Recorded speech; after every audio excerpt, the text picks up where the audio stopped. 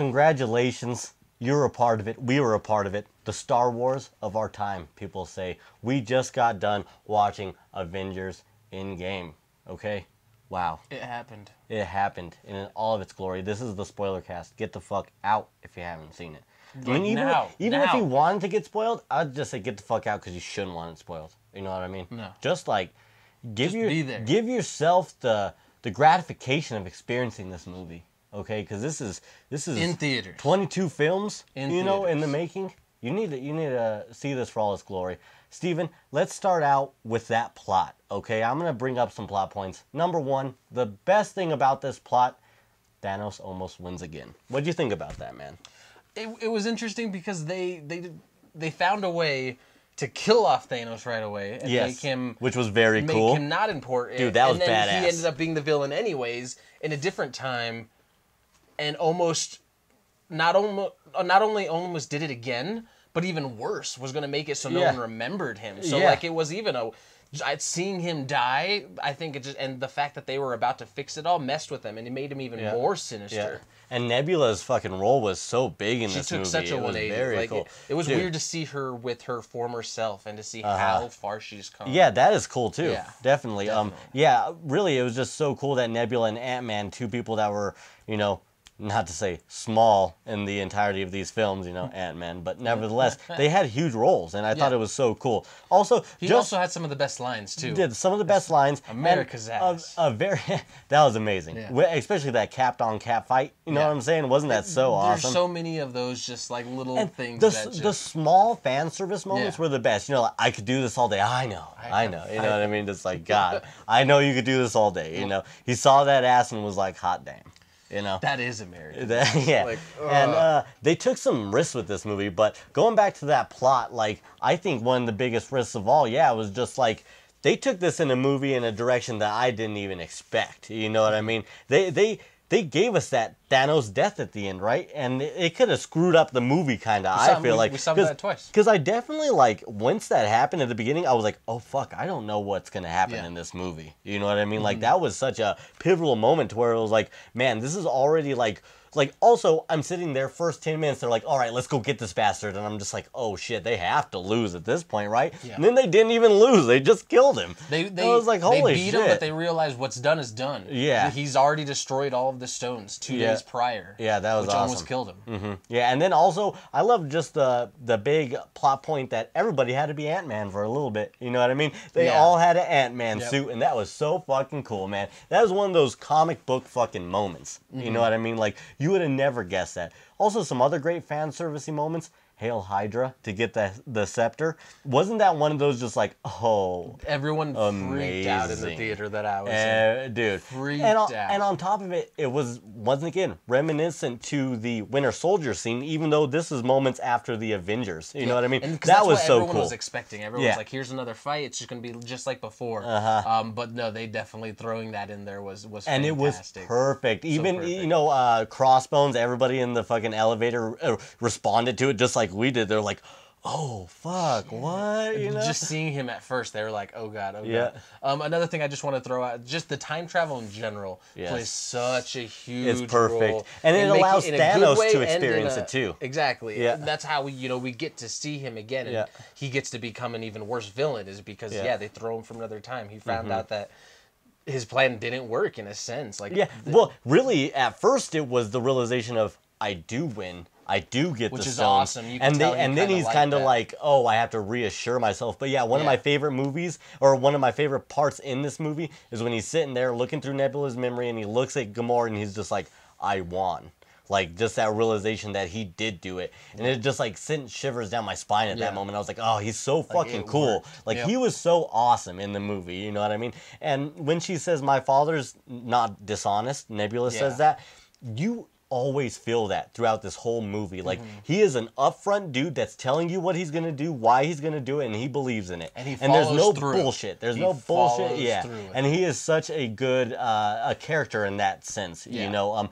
Some other awesome plot points. Let's just get to the 5 years, okay? Which leads me to, they do a 5-year jump, right? Which is one of the really biggest, big in the biggest parts of the movie, because also one of those risks that they take again. A huge risk. Like, it's gonna have so many other movies are going to have to deal with that, and a lot of them might choose to focus kind of on that little fact that you could see, couples or something where one of them fades, and then 5 years down the road, like they come back. Like that's just crazy. What if one of them moved on? Yeah, you know what I mean? Things like that. That's the lasting consequence. Yeah. Because also, at first, when the movie was before it came out, that's what was my issue with it. It was like, how's that going to be lasting consequences? They bring everyone back, but it's like, no. Well, there was a 5-year gap. People might have died within that 5 years, and then when these people come back, it's like, oh, he survived the snap, but he died. Yeah, I didn't think about that. There's so many crazy, heavy. That's a huge plot point. Yeah, that's crazy. I didn't even think about that. Damn. Yeah. Another thing, like with the 5 years, was just like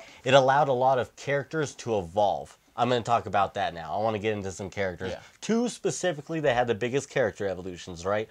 Hulk and Thor. Yeah. And let me tell you, both these character evolutions were for the fucking best. Yeah. Am I right? Like, these were awesome. Fat Thor and this intelligent, smart, like, Hulk that's finally together, which is a Hulk that I've experienced through the comics for many years. Yeah. So for it finally getting to this Hulk that understands, it was an evolution from Ragnarok being a little and it was more, so good. This was just he has complete control. They implement we didn't more really see him fight too much. Well, no, we did and we didn't. At the end, you're right. Probably there. Yeah, he was definitely very much in the time travel method. Yeah. That's what the cool part was. Is he was the science still. You know what I mean? And I like that because it was like, yes, we have the Hulk, but it's still Bruce Banner.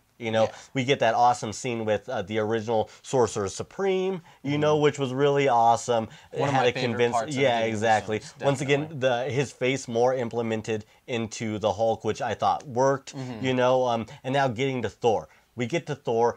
He's depressed, man, and Korg's there. Korg is hilarious. Just the stupid shit. He's like, yeah, man, we're all cool, man. Like, he's like, we're fine, right? Korg, he's like, yeah, we're all cool, bro. It's like playing Xbox and shit, and that was cool. Yeah. Also, this Thor was, I mean, if I were to draw like what I thought Thor was, knowing like Vikings and all of that Norse mythology, that's that Thor, right? This beefcake, fucking braids, hair up top, dual wielding, like that is Thor. The braids came when the lightning hit him. Also, his hair went up, too. That was fantastic. It was awesome, so good. And then followed by one of the greatest fight scenes in the entire show, like before even everyone came, just the three of them fighting fucking Thanos. Yes. With a freaking Cap finally getting Mjolnir in such a fucking awesome, awesome way that like I almost didn't expect, because it's been so long since they've even messed with it that I just assumed they're just never gonna do it. But they did it, and they did it to the max.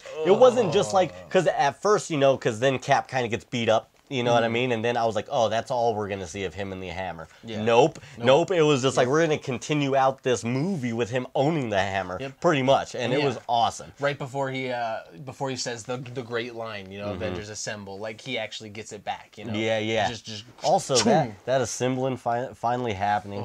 Everybody coming back right at the right moment. I love how the music swelled. The music swells, exactly, with him flying across, Falcon. And I really like what they did with Falcon in this movie. The way that they shot the light that came through the holes too, because it was just a dark scene, and the way that they it was light versus light dark coming out of there. And it was very cool. Some of the team up powers that you had him and Pepper Potts. Iron Man and Pepper Potts back to back. You had Thor fucking charge up Iron Man right through his back, which was fucking cool.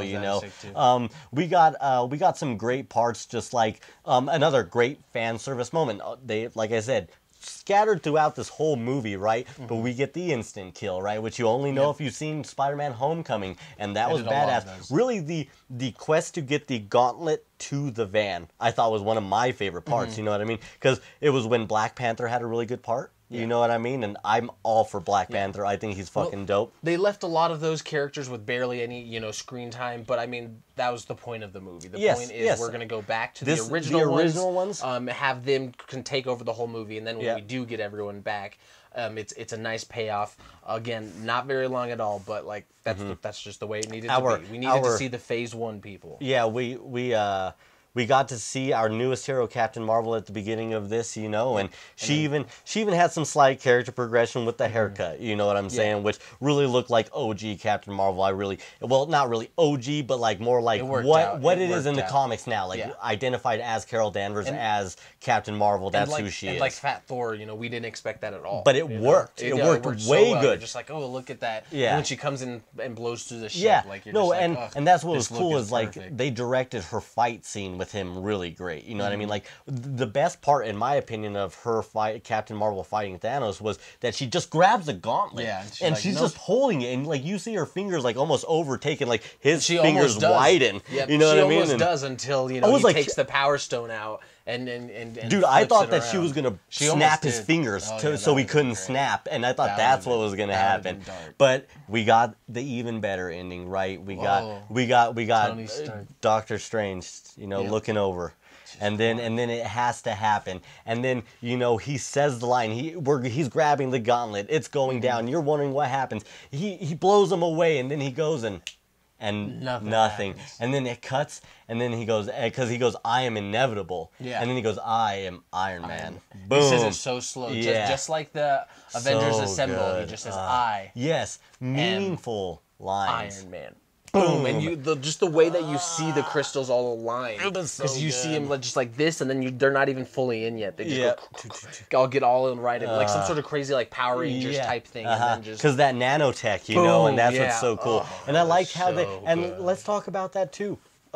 How many times do we get snap your fingers in this movie? Right? We get two good snaps and then an almost bad snap. Yep. And almost he was right about to snap before. Bam! She came out of nowhere. Dude, like I almost heard it. He almost did it all again. Yeah. And he would have killed everybody probably that time, man. Like yeah, man. And also the other Captain Marvel scene when she just flies through the ship to take it down. So cool, you know. And also seeing Thanos become desperate during the fight, telling him to rain the fire down, you know, and all that, and then he's looking around, and really right when the snap happens, how he just looks at all of his people and then just kind of looks down. And see how it takes a long time before. Yeah, exactly. You know, he's just such a stronger being. It took a while. Yeah, and then like it makes you wonder if they snapped him. And then you just see it start to happen on his arm. Yeah, like, slowly, and then you're like, "Yes, dude." I was like, "Yes, dude." It was so good. But then it cuts to Tony, and they made Tony look bad. You know, they made Tony like they made it to where it was like we need to make him look so bad that you know as soon as you see him, there's no going back from this moment. It was like a little deformed, and like the blood is coming from like his eye, like his eye's bloodshot, and like the red follows through. And really, barely listening to and I loved it because who was right next to him, right? The three people that should have been: War Machine, Spider-Man, Pepper Potts. You know, and that was just awesome. And at that moment, man, I got so teary-eyed, dude, just because, you know, I know he's got the daughter now, and he didn't want anything to change after 5 years, and, you know... At least she's still alive. Yep. But, you know... It's still sad, you know. Also, to think... That was the only way. Like he died knowing there was literally nothing else that they could do. Yeah, he did because of that Doctor Strange tip off too. It was just like, no, that's why I can't tell you or else it won't happen. You know, things like that. And fun fact, that Tony Stark funeral scene, it shows all the groups. The camera shows all the groups, and then it goes to one boy in a suit. That boy is the boy from Iron Man 3. Yep. So which I didn't realize that until I found out online. Him and so that's cool. Anything that you kind of didn't like? You did speak to me about something that you would have changed slightly, or just didn't really feel in the movie. Yeah. And I agree halfway with you. I would have changed how they had to get the Soul Stone again. Just going back to Vormir and everything. Vormir, it was just a little weird. Like. It was weird that they had to physically fight each other, which I thought was kind of strange. And like, of course, like it couldn't have happened with any other characters. Like, it makes sense that it was them. These two. I just feel like it wasn't too creative. Like it's like when you hear people say like they have like work relationships. Like, you know what I mean? Like they were totally that work husband and wife. You know what I mean? So I understood it, and like you said, it is just strange, you know. But in my personal opinion, I think it lends itself to some of Scarlett Johansson's best acting. When she's looking up at Hawkeye and she's like, she looks in her face like, yes, let me do this. Yeah. You know what I mean? Like, this is the only way I am able to live. But he's just like, yeah, exactly. Please don't do this. And then the last thing he says is please, and then that's when she jumps off. And I mean, you have to think at this moment, Clint's lost his family, and now his best friend's telling him to let me die as well, and it's like he has nobody after that, you know. For a little while there until he gets. And I thought it was going to be Hawkeye.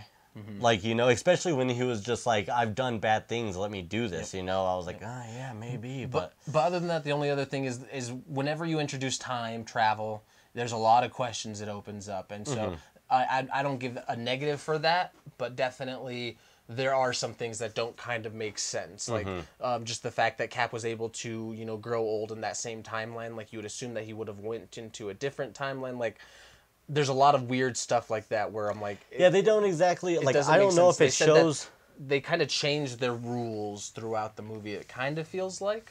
Like, they said you can't change the past to affect the future, yet he was still able to come back. I don't know. There's weird stuff so what I think about that is just the fact that, okay, he's able to grow old, live, and... As long as he doesn't do anything crazy. Well, no, I mean, he could do whatever he wants, come back, and then he was still an old man and the future wasn't changed. Yeah. He lived out his life and the events of his life in the present, right? Yeah. And nothing was able to change from it. And I think really that's maybe one of the biggest things that why Hulk had to explain that to us. Like, it was a straight shot of Hulk's face looking right at the camera, and he's just like, you can't do this, blah, blah, blah, without changing the past this way and this the present. And I think they kind of try to explain that to you for that end scene. Like even if Cap goes and becomes old in another timeline, everything that he does isn't changed, you know? And really that's kind of why they do the whole Thor getting his hammer back, to show like, yeah, you can't change, you know, the future by events in the past, but you can bring things from the past to influence your present. Which is how they get around that. Yeah. That's how they get the stones. That's how they get the hammer. And nothing's changed. It's just you could bring those items back, which I had to like talk through in the car after the movie, because that was something that I was a little confused about. And that's time travel. Yeah, exactly. You know, can never be done also, easily. You know, really weird question, right? You know, in Winter Soldier, Steve kisses that girl, and supposedly she's Sharon Carter, right? Well, if it's a time paradox, and if we had never heard that Peggy remarried, you know, did he actually kiss his granddaughter? You know? When Bucky and Falcon are in the car watching him kiss, and they're like, hey, that's a Carter, right? We never learned that Carter remarried, at least from what I remember. Maybe she was just never born. Maybe she fucked. Maybe they totally killed her. You know, maybe just Peggy fucks. Maybe Peggy fucks, had a kid. It like happened. Like, there's nothing they can do about it. But either that, or Peggy only fucks Cap, and Cap kissed his granddaughter, and thank God nothing ever else happened from it, right? Just a good smooshy. Smooshy. That's you were into that. No. Okay, finishing this off. Thank you for also joining us with our spoiler cast, Steven. What was your favorite moment? Cap and Mjolnir. Oh yeah, right. That's got to be the big thing. Okay, so you took my thunder. I'm gonna try to tell you another small fan service moment that I really liked. Okay, in Avengers 1, what's the best moment in the first Avengers movie? Right? It's Cap. I'm always angry. Boom, right? It's a complete shocker to the crowd. How cool. First time you see the Hulk, right? And then it's also right after that is Cap fighting to prove, they're like, why should I listen to you? Yeah, that whole scene is fantastic. That's pretty cool. I like that scene too. I would say that the Hulk scene has a lot more gravity to it. But you know, it's cool because right before when he says Avengers Assemble, Ant-Man gets big, lets them go, and then punches the fucking ship, just like in the first Avengers. And that is so cool and fan servicey. I loved it. It's the straight up same hook. Boom. And it was so cool, man. So many fan service moments. If you haven't seen the movie twice, I would say do it. This guy's seen it twice. I've only seen it once. I can't wait to see it twice again, because he's already pointed out so many things. Like when he said that the stones shift on his hand, I didn't even realize that. You know, they shift up there. And or like the first time you see Clint, and he's doing showing his daughter bow and arrow, he totally has a tracking device. Yeah, the ankle monitor type thing. Which I didn't notice on the first one. I did notice that. First playthrough, but then on the second one I noticed. Yeah, calls her Hawkeye too, you know, so things like that. Any hope for the future? Really the only bad guy that I could see them doing next, really for the next like 10-year saga or whatever, Galactus. You know what I mean? The Devourer of Worlds. Some people were saying Doctor Doom. Yeah, Doctor Doom. Yeah, it depends. Yeah. And both Fantastic Four enemies, really. So I feel like, even though they haven't introduced Fantastic Four, they are going to have to at some point because they are your biggest baddies in your universe, right? And what's the other one, right? Apocalypse. They've already done that in X-Men. You'd have to reshape the future, things like that. I feel like they could easily attack Fantastic Four better than they could re-attack X-Men. So, who knows? I'm definitely excited for the shows. Yep, the shows are coming. I'm sure those are going to be great. I can't wait to hear more. Very weird, though, right now that Black Widow is dead and the Vision never came back, which was something that it took me a while to realize. I realized that in the car, it was like, oh yeah, Vision is for sure dead. Well, someone was saying that there's like a comic series where it's all about Vision trying to resurrect Wanda, and it gets like super dark. So people are thinking that's what the show's going to be about, is her resurrecting Vision. And that would be really cool. Dark and everything. That would be cool. Yeah. Nice. Also, with Sam, kind of getting the Captain America mantle, what is the Bucky and Falcon, And also, I really expected that Winter Soldier was going to get it. I'm fine with Sam doing it because I think as far as it goes, like personality wise, what they want for their country, what they would do, Sam is the better man. Yeah. I think Winter Soldier is still to himself, and he's still like been through so much. He's kind of contained, Sam is like maybe ready. Down the road. Yeah, maybe not. Yeah. And that's the cool thing is in the comics, both of them do become Captain America at different times. So maybe Bucky and Falcon show is them being Captain America at different times. Who knows? That would be cool too, right? That would be a very cool show, as them like kind of switching off and becoming Captain America. So trust Marvel. Let us know what you liked in the comments, okay? Let us know what you didn't like, and let us know what you didn't agree with us. You know what I mean? Everybody, thanks for joining us. It's over, guys. 11 years. 11 years. That's a box. Don't forget to click here. This is a box, I think. I think it's subscribe. A box. He's gonna have to work hard to do that. I could just edit in a box of whatever. That's probably what I'll do. Did I do it? GBW out. Assemble. GBW assemble. Oh. GBW assemble.